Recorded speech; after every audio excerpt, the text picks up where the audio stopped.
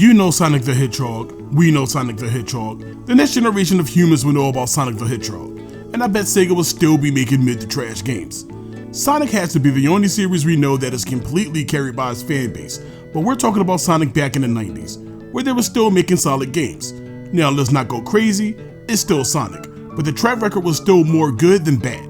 Now, we all know what the good ones are, but the series does have its fair share of really underrated entries. Sonic Spinball, Labyrinth, and R, and today's game comes to mind. This is Team Crossbody, and this is Sonic the Fighter's Runback.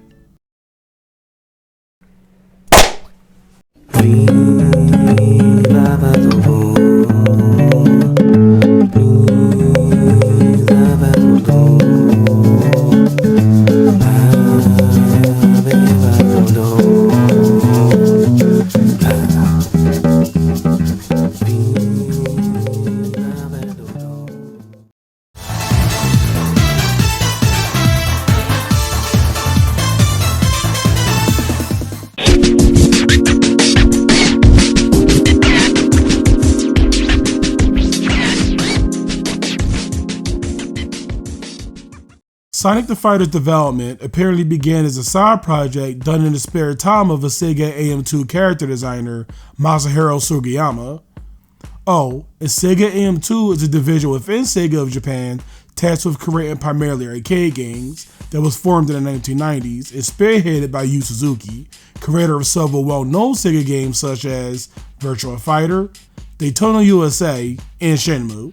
Fuxan. What? Fuxan. What? Fuxan. What? Fuxan. Fuxan, do you know any sailors? Anyway, Sugiyama added crude, unfinished, but playable versions of Sonic and Tails to the previously released game Fighting Vipers, which caught the eye of AM2's head Yu Suzuki, who then pitched the concept of Sonic the Fighters and a dev that impressed Sonic Team enough for them to approve and supervise the project. Originally going by the name Sonic Championship, the team chose to keep the game on the Fighting Vipers engine, modifying it to reflect the cartoony world of Sonic, as well as simplifying the gameplay for more mass appeal.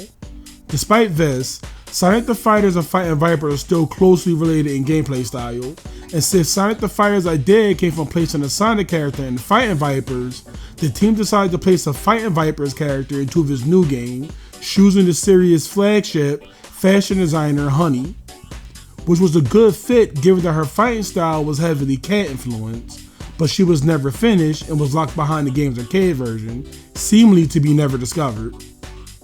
Sonic the Fighters was planned to be ported to the Sega Saturn but was cancelled. The reason behind this is that they ran into difficulties trying to emulate a similar experience to their arcade version, so that left the game as an arcade exclusive until 2005. When it was used as a pack-in game along with several other rare Sonic games for the Sonic Gems collection for the GameCube and PS2. The game was re-released in 2012 for the PlayStation 3 and Xbox 360. This included an online versus as well as a finally completed Honey the Cat, along with her fellow unused playable characters in Dr. Robotnik and Metal Sonic.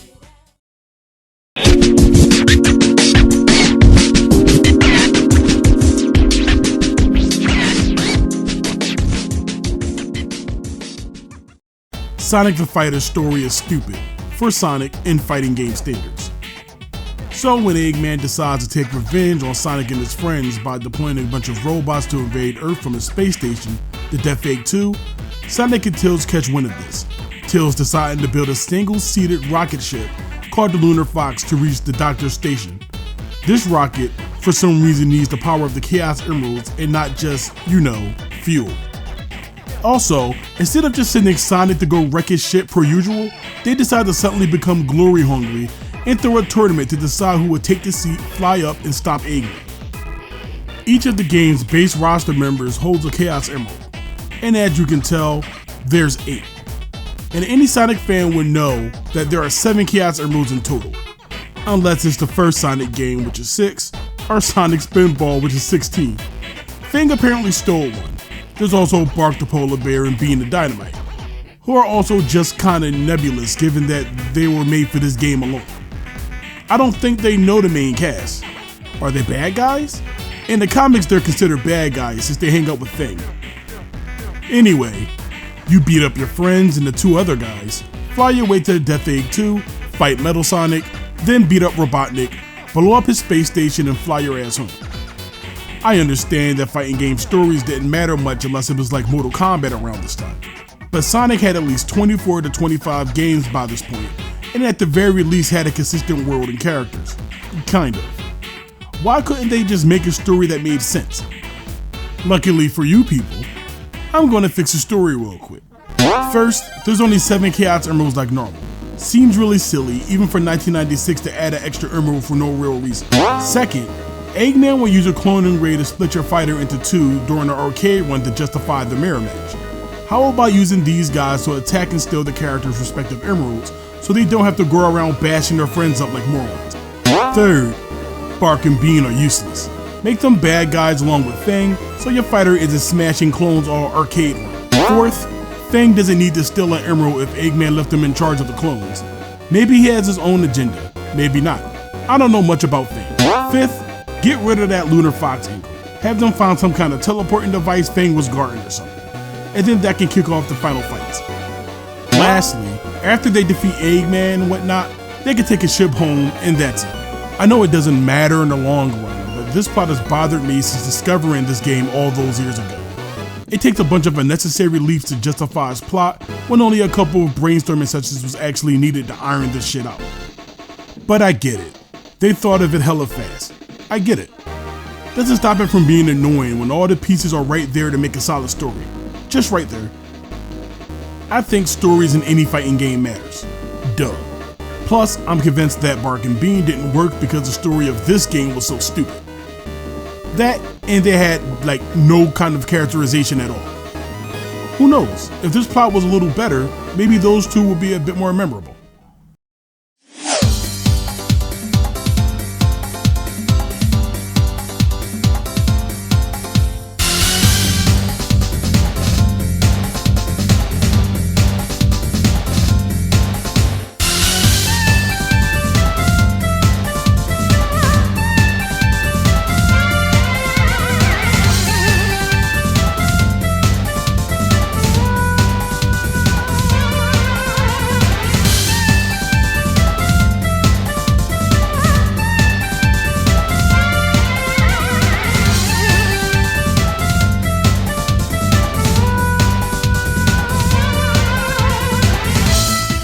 Sonic the Fighters has a very unique soundtrack when comparing it to other Sonic games released around this time, which is very important because it helped the game stand out. I don't know if this is the case to anyone else, but a lot of the game's music, especially the intro, sound like 90s workout music.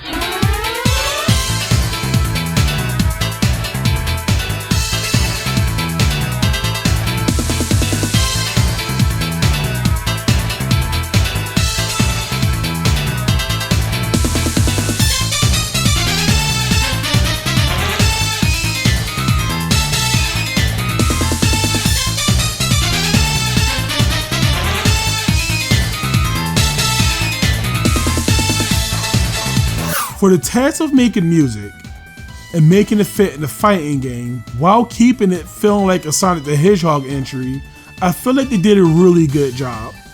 Each track got a feeling to them that can be attracted if you look hard enough. Like playful and chaotic,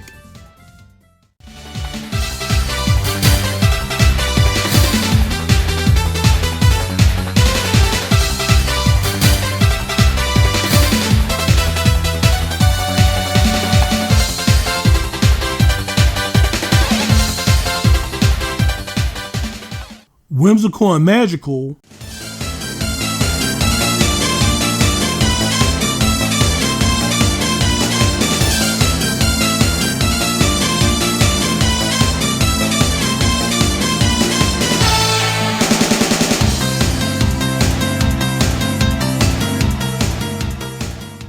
are frigid and dangerous.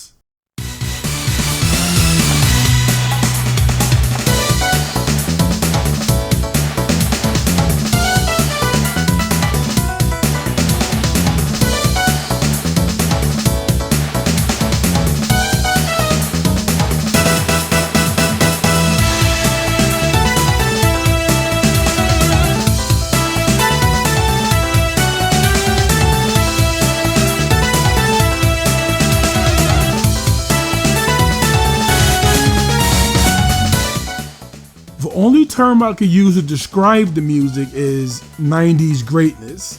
It's that really specific era of music that's really hard to emulate, but you instantly know what era it's attached to if you play it during that time.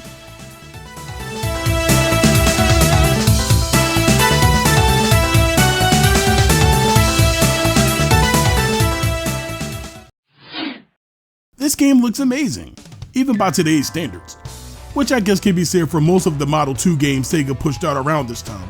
They age more gracefully than most arcade games in general, at least for me. In case you didn't know, Sonic the Fighter stands as the first game in the franchise to sport fully 3D polygonal character models. I know, right? You would never know. These graphics do a fantastic job at capturing the personalities of the classic era Sonic characters. And for how simple these models look, they have some really impressive animations, especially when it comes to the squash and stretch element to them. It makes it feel like you're playing more of a Looney Tunes fighting game than a Sonic the Hedgehog one. Characters will be smashed, splattered, and crunched throughout the match, and it's all seamless and smooth. They nail the faces of these characters and put a massive focus on their giant mono eye, for better or worse.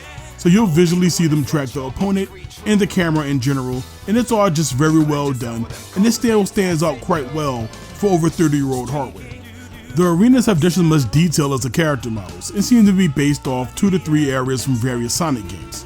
There's South Island, that's the obligatory Green Hill Zone, Mushroom Hill from In Knuckles, Casino Night, Dynamite Plant seems to be a mix of Chemical Plant and Oil Ocean zones, and Giant Wing seems to be inspired from Wing Fortress zones. The stages are good and does a good job at taking you around the Sonic the Hedgehog world, with its varied locales and themes.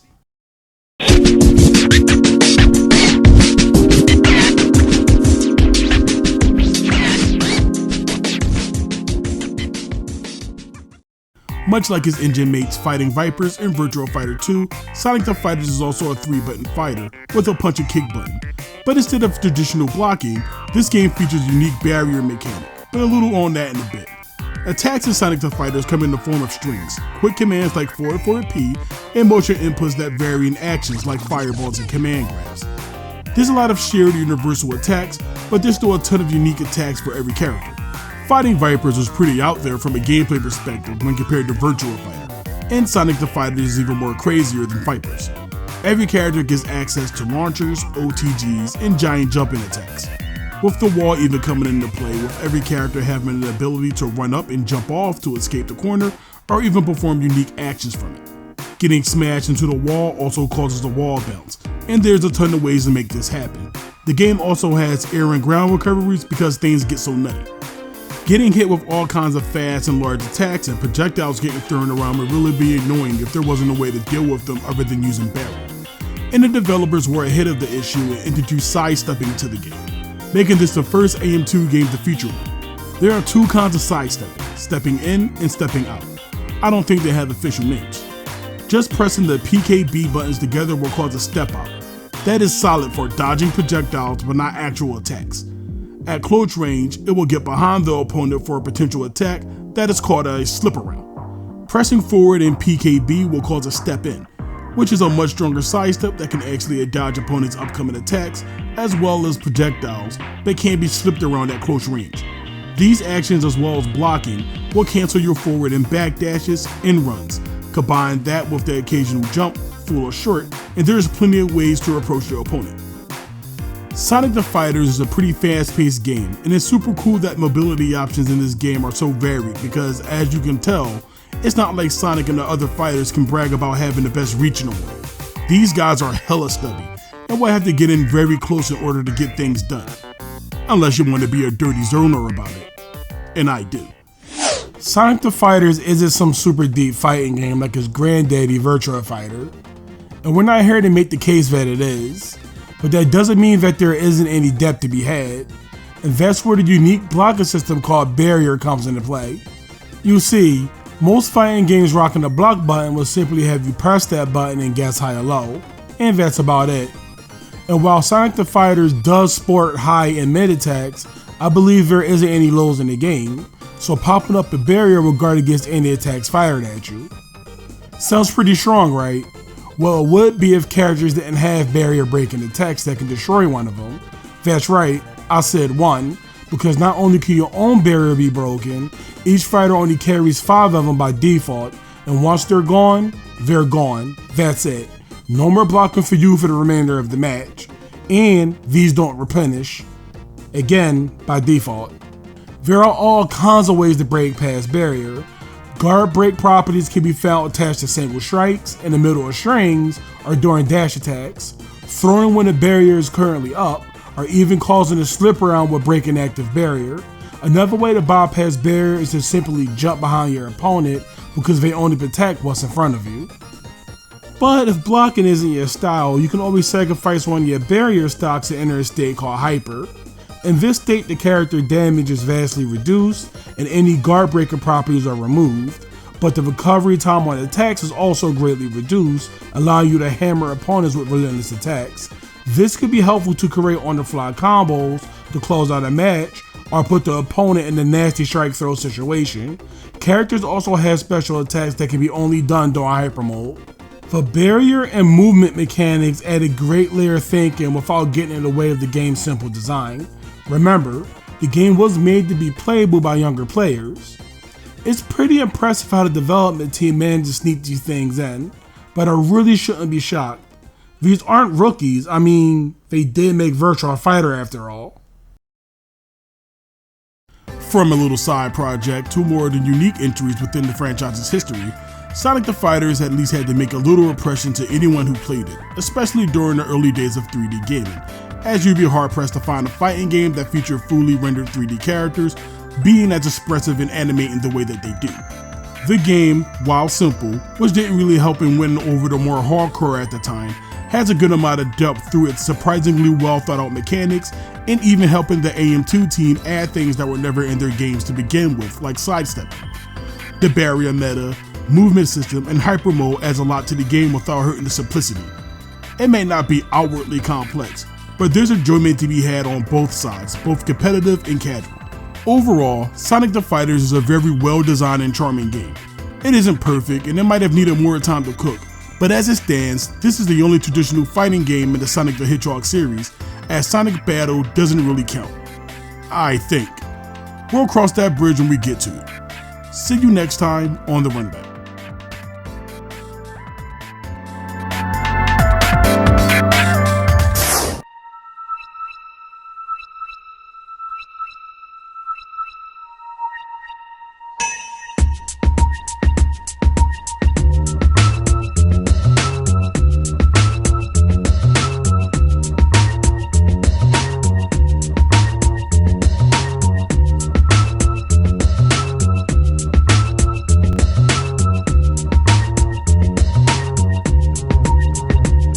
There you go.